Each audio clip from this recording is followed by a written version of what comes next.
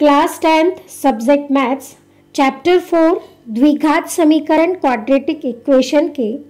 महत्वपूर्ण तथ्य एवं सूत्र देखते हैं। फर्स्ट है समीकरण ax square plus bx plus c equal 0, जहाँ a b c वास्तविक संख्याएं हैं और a is not equal to 0 द्विघात समीकरण या वर्ग समीकरण का मानक रूप कहलाता है। सेकंड, एक वास्तविक संख्या अल्फा द्विघात समीकरण ax square plus bx plus c equal 0 का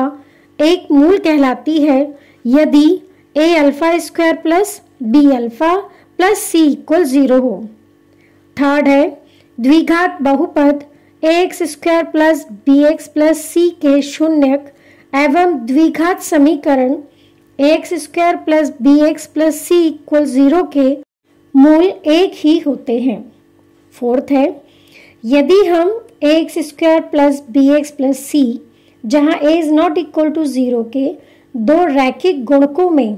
गुणनखंड कर सकें तो द्विघात समीकरण ax square plus bx plus c equal 0 के मूल प्रत्येक गुणनखंड को शून्य के बराबर करके प्राप्त कर सकते हैं। फिफ्थ है b स्क्वायर माइनस 4ac द्विघात समीकरण ax square plus bx plus c equal 0 जहाँ a is not equal to 0 का विविक्त कर डिस्क्रिमिनेंट कहलाता है। सिक्स्थ है यदि b square minus 4ac is greater than 0, b square minus 4ac का मान 0 से बड़ा हो अर्थात धनात्मक हो तो द्विघात समीकरण ax square plus bx plus c equal 0 के दो भिन्न वास्तविक मूल होते हैं। सेवेंथ, यदि b square minus 4ac equal 0 अर्थात b स्क्वायर माइनस 4ac का मान 0 के बराबर हो तो द्विघात समीकरण